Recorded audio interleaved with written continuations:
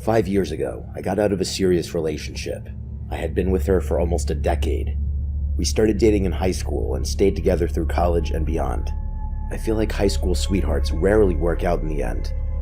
For the first time in a long time, I was gonna try dating. I had no idea how to even date as an adult, so I did what a lot of people did and downloaded some dating apps. I went on a few dates with a few different women, but they went nowhere. That changed when I met JoJo. Her name was Josephina, but she hated it, so she went by JoJo.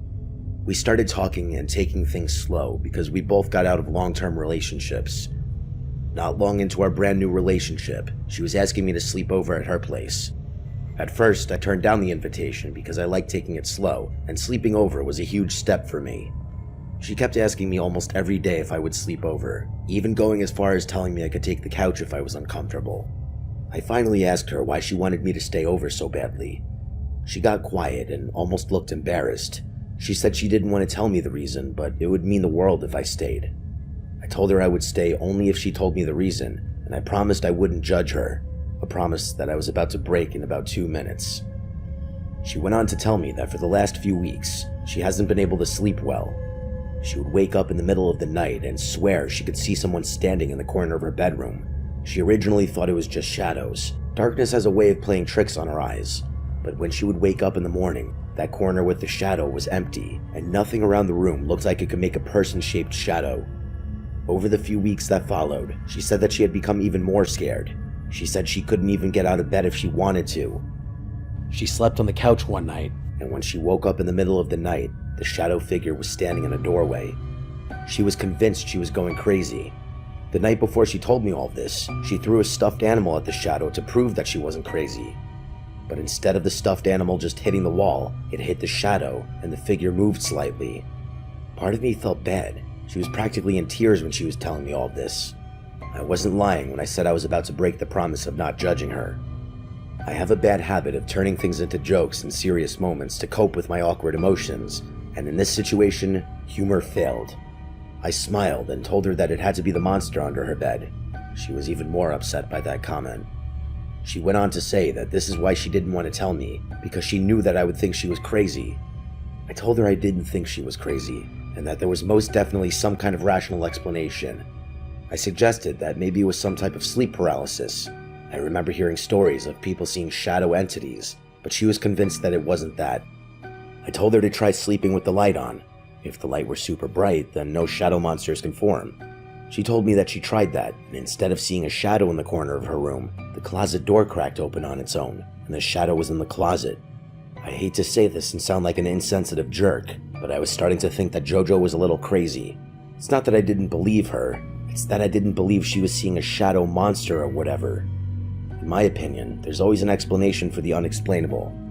In an effort to do some damage control for my monster under the bed comment, I agreed to stay over that night. It was like 8 o'clock that night, and she was already falling asleep on the couch during the movie we were watching. She was exhausted from not sleeping well for the last few weeks. I remember having a fleeting thought that maybe JoJo was hallucinating from lack of sleep. I decided not to wake her up since she looked so uncomfortable. She was dead asleep, fully extended on the couch, and I was sitting upright next to her head playing with her hair. A few hours had passed, and I finally started getting tired. I turned the TV off and tried to get as comfortable as I could while sitting in this upright position. Eventually, I fell asleep. I don't recall the exact time, but JoJo woke me up at some point during the night. She looked terrified and told me to look in the doorway at the far side of the room. I squinted, and I had to admit, even though it was nearly pitch black, I did see a strange shadow that didn't make a lot of sense. I tried to get up to investigate, but she grabbed my arm and begged me to stay where I was. I started to shout at the shadow, and I felt crazy. It literally felt like I was just yelling at the dark. She was crying and told me that because I could also see the shadow, it must be some kind of entity. She said that part of her was just hoping that she was crazy and seeing things. I told her it wasn't an entity, and if she would let me get up to investigate, I could prove that it was nothing, but she still held me down. I asked her what happens next, and she said nothing. It just stares at her. I was being ignorant at the time because this all just seemed ridiculous to me. If whatever this thing is was real and doesn't move or attack, then who cares? I decided I was going to pick up one of the throw pillows on the couch that was next to me and throw it at the shadow in the doorway. My logic was that if it's truly just a shadow in the doorway, this pillow will go right through it. Just as I was about to throw the pillow, JoJo stopped me. She reminded me that she already threw something at it and the shadow moved. She didn't want it to move again. I told her I needed to see it for myself. I grabbed the pillow and threw it as hard as I could at the doorway, expecting to see the pillow continue to sail right through the shadowy door frame. Instead, I heard a thud, and I watched the pillow hit something and fall to the ground. Then, whatever shadow was in the doorway slowly disappeared into the room behind the doorway. I sat up now, and for the first time, I was on high alert. I could not explain what that was. JoJo was hysterical on the couch, crying and screaming that something wasn't right. Even though she continued to hold me down, I got up and made my way to the doorway. She was screaming at this point to come back to the couch. When I got to the doorway, I didn't enter right away because I heard something. It was a whisper coming from the dark room. I tried to hear what it was saying, but I couldn't make out any words, just that it was definitely the sound of a whisper. As I tried to take a step into the dark room, the door closed on my face, causing me to fall back. I heard JoJo scream behind me. I got up and tried to enter the room, but the door was locked. I could hear the sound of things moving and breaking from the other side of the door. It sounded like a whirlwind on the other side. Then it was quiet.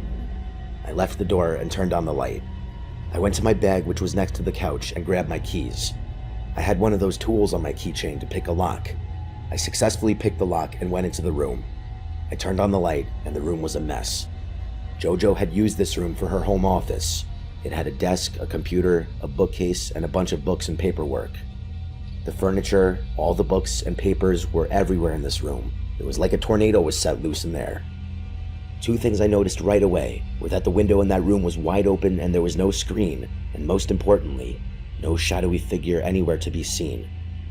I could hear JoJo yelling from the couch, asking if I was okay.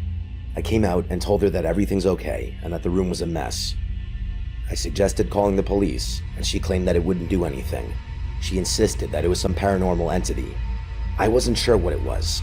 I was freaked out in the moment, but now that it was gone, I had calmed down and was trying to find a rational solution. I didn't call the police, and I helped JoJo clean the room. She stayed at my apartment for a few nights after our first eventful sleepover. When we finally went back to her place, I agreed to stay over, and there was no shadow figure. When she finally stayed home alone for the first time, she said she slept through the nights without any encounters. 5 years later, and I'm engaged to JoJo now, and we still mash heads with each other over that night. She's convinced that it was a supernatural entity, and I'm convinced that it isn't. The one thing we do agree on is, whatever it was definitely there. I witnessed it with my own eyes and ears. I often think to myself, what would be scarier, if a shadow monster was in her place, or if a person was just there watching her sleep? Either way, I'm happy it never happened again. At least, not yet.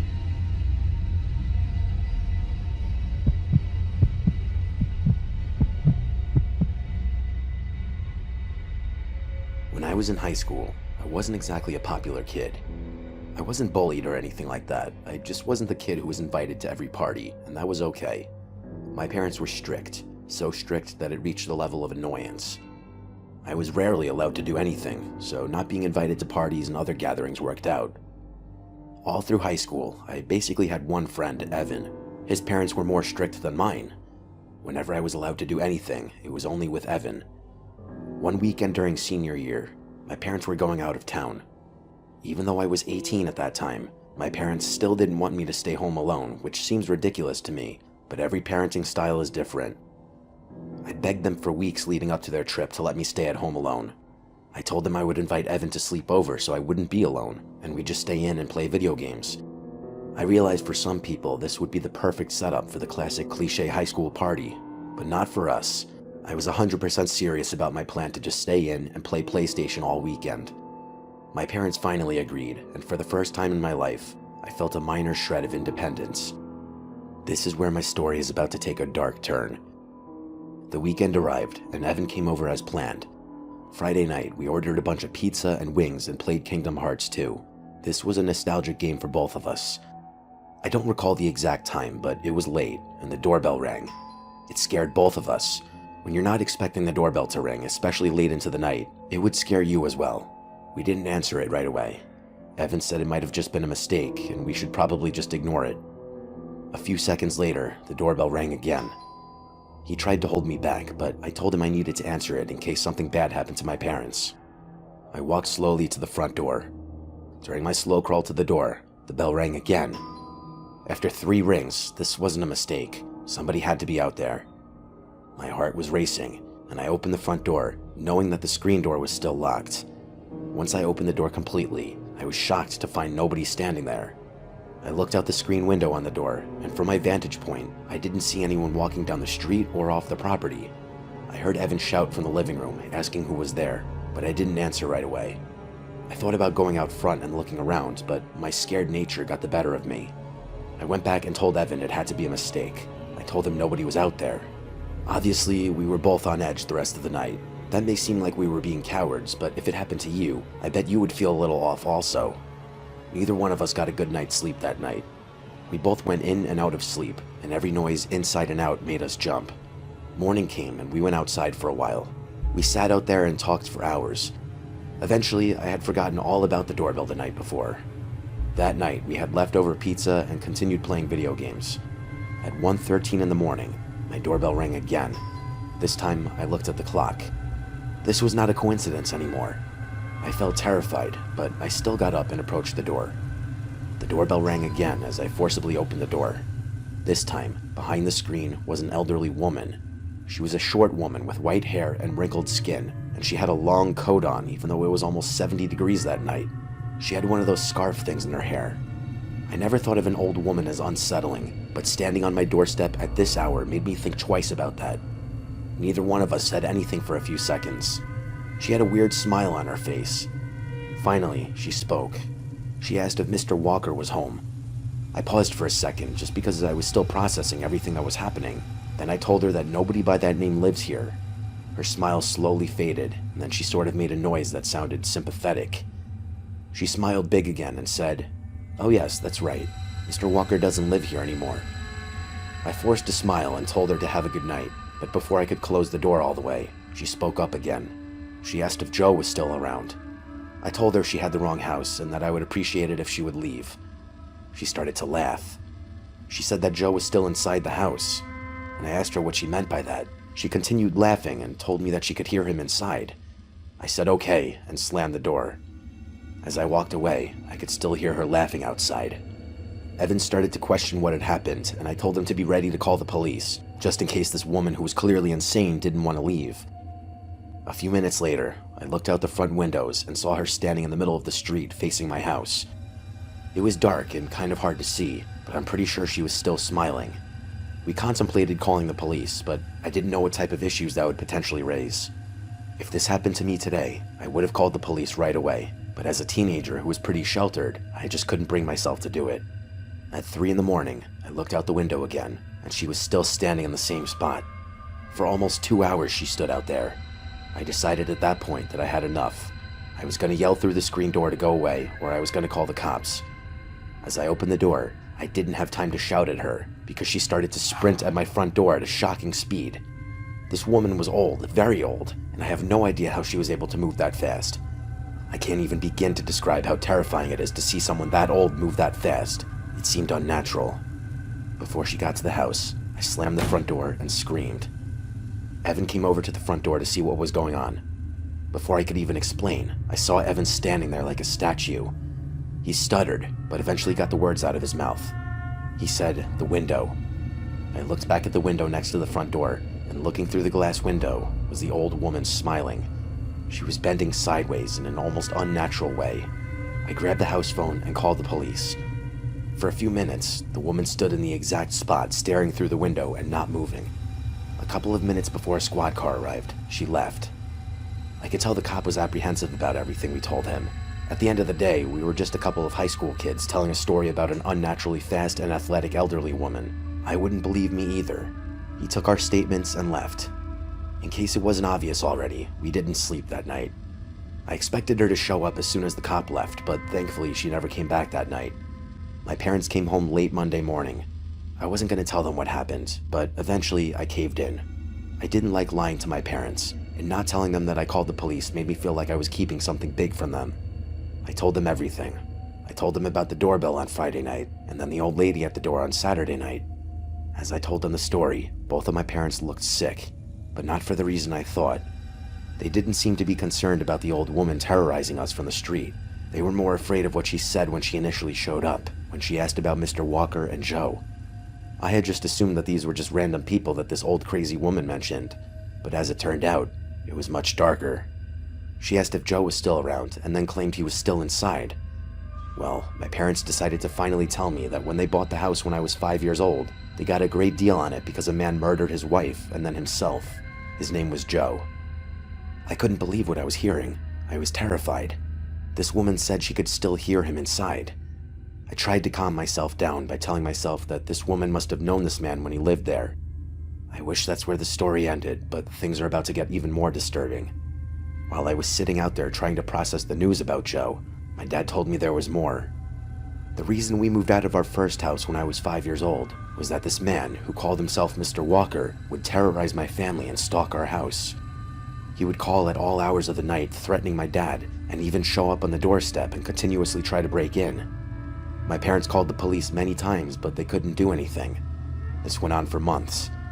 My dad, who used to hunt, had rifles and would stay up all night and try to catch Mr. Walker. One night, Mr. Walker successfully broke into the house, and my dad took a shot. He didn't know if he missed him or hit him in the shoulder. He ran away, and my dad never saw him again. We moved away a few weeks later, and after that ordeal is when my parents became so strict. It took me a while to process everything my parents told me. I was angry that they never told me before, but I understood. After all this, I'm still left scratching my head. We still have no idea who that woman was and how she knew so much, especially about Mr. Walker. That night with Evan happened 16 years ago now. During that time, the woman never came back. I don't live at home anymore, but whenever I visit my parents, I find myself looking out that front window, just wondering where that old woman went. Maybe my parents were cursed, I don't know. I just hope all the dark clouds that followed us for years have finally gone away.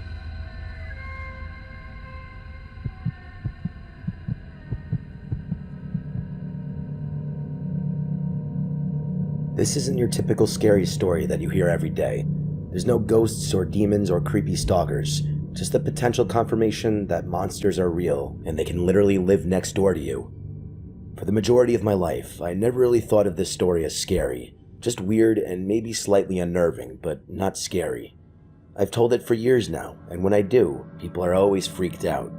It was just recently that I started to think about this story differently, and now I think it's horrifying.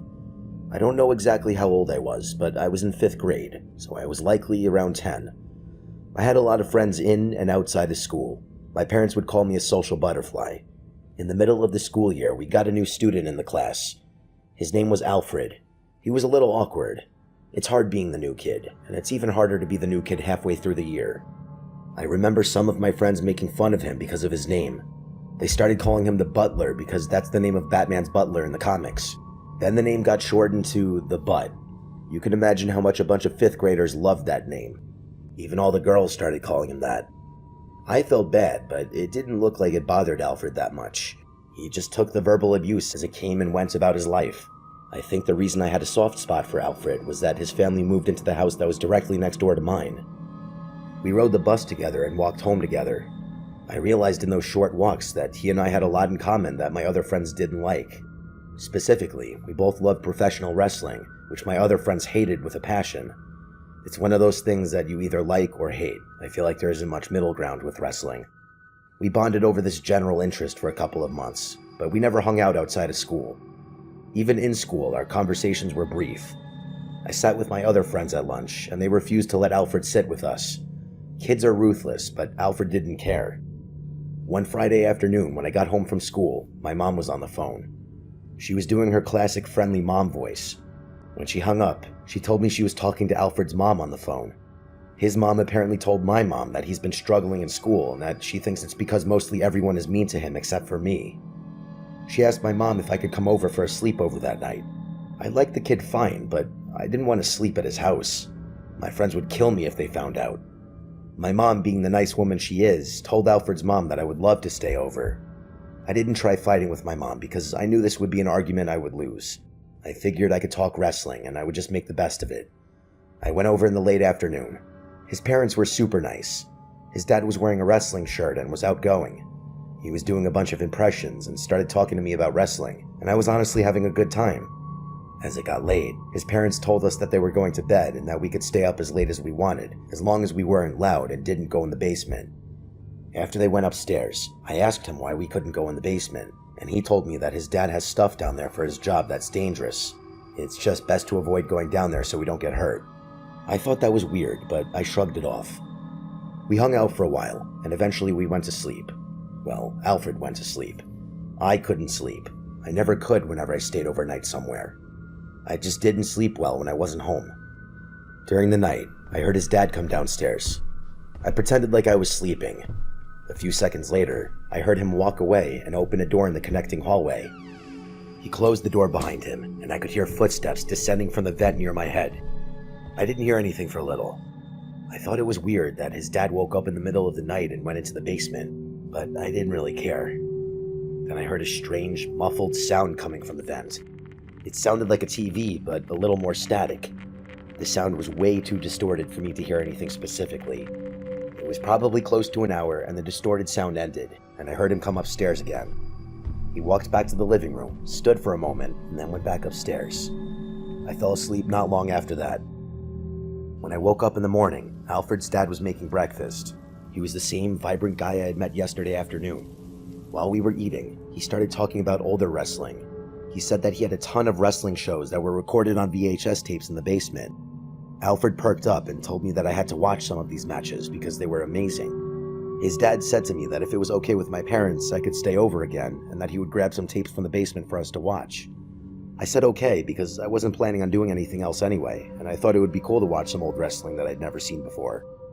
He told us he had to run out for a few hours, but when he came back, we would watch some tapes if I was still over. I was excited. I remember thinking to myself that he must have gone down into the basement last night to watch some old wrestling. That would explain the older TV static sound I heard from the vent. My mom said I could stay over again. I started talking to Alfred about some of the tapes, and he was going into details of awesome-sounding matches I needed to see. I told Alfred I heard his dad go into the basement last night, and it sounded like he was watching something. He seemed confused, like he didn't understand why his dad would go into the basement in the middle of the night. In my attempt to snap him out of confusion, I suggested maybe we go down into the basement and look at his legendary wrestling tape collection. Alfred looked nervous. He said we really shouldn't go down there, especially without his dad. Being the terrible friend I was, I told him that he wouldn't even know we went down there. We'll go look at the tapes and then be back upstairs before he gets home. He was reluctant, but agreed. I think he just wanted to be agreeable because he didn't want to jeopardize our new friendship.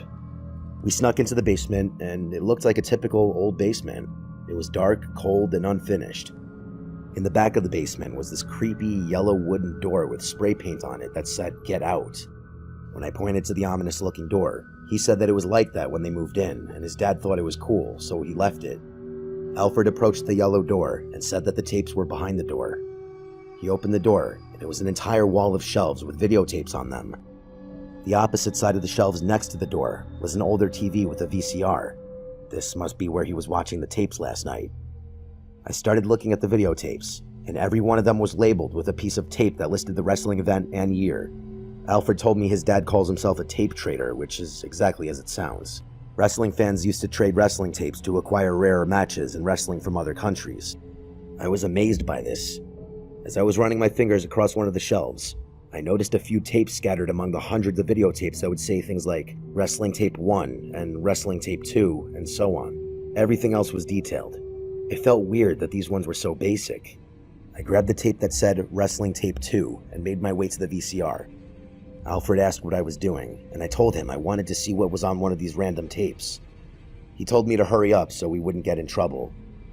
I inserted the tape, and instead of wrestling coming up, it was static, grainy footage of a red backdrop. Everything on the screen was red. A red wall, floor, and ceiling. The only other thing in the fuzzy image was a wooden chair. While the tape was playing, nothing was happening in the image on the screen. But in the background, you could hear screaming.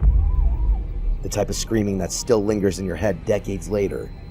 Just as I was about to eject the tape, a man in a mask came onto the screen in a disturbingly cheerful voice and said to the camera, "Stay tuned. You'll want to see what happens next." He started to laugh as the screams just outside the camera view got louder, Alfred stopped the VCR and said he heard a car outside. We turned the TV off and ran upstairs as fast as we could. His dad came inside and was acting goofy, just like he had been for all of our other interactions. He told us to give him a few minutes, and then he would find some matches for us to watch. His dad went downstairs, and when he did, I remembered that I forgot to eject the tape and put it back. I didn't say anything to Alfred. An hour later, his dad came upstairs, and he looked angry. He wasn't acting silly and outgoing anymore. He came to the living room and told me that I needed to go home, then walked away. Alfred tried asking him why I needed to leave, but I just left. I felt so uncomfortable that I didn't want to stay any longer in that house. That next Monday, Alfred wasn't in school. When I got home, I went over to his house to see if he was okay. He answered the door, and he looked like he was crying. He said his family was moving immediately because his dad got a new job. I asked if he was okay since he looked like he was crying, and after a strangely long pause, he mumbled he was okay. His dad emerged from one of the rooms behind him, and Alfred just said he needed to go and shut the door on me. I thought it was weird that he was just moving abruptly, but I went about my life as normal. I started to enjoy hanging out with him, but at the end of the day, he wasn't one of my best friends.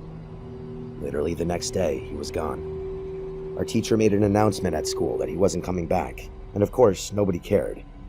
It was years later when I brought up the story again to a bunch of friends when we were hanging out. I told them about the tapes and the weird red room. One of my friends started freaking out and telling me this story about something called the Red Room, which was only accessible on the dark web, something I had never heard of. I told them that this was way before the internet had videos because it was on VHS tape, and my friend suggested that maybe this was some kind of early form of what the Red Room would become. I dismissed the theory because it seemed way too ridiculous. As the years passed and I continued telling the story, more and more people started to agree with the Red Room theory. One time, we even tried looking up Alfred on social media, and he doesn't exist. It's like his family was here and then vanished. I still don't know if I believe I saw something that twisted and dark, but the more I read about this stuff, the more it makes sense. As an adult, if I think about this story too much, I start to lose sleep. I sincerely hope that whatever this tape was, it was just a fabricated home movie of some kind. Because if it was real, and it was an early form of the Red Room, just knowing that I was that close to a monster like that will keep me awake for years to come.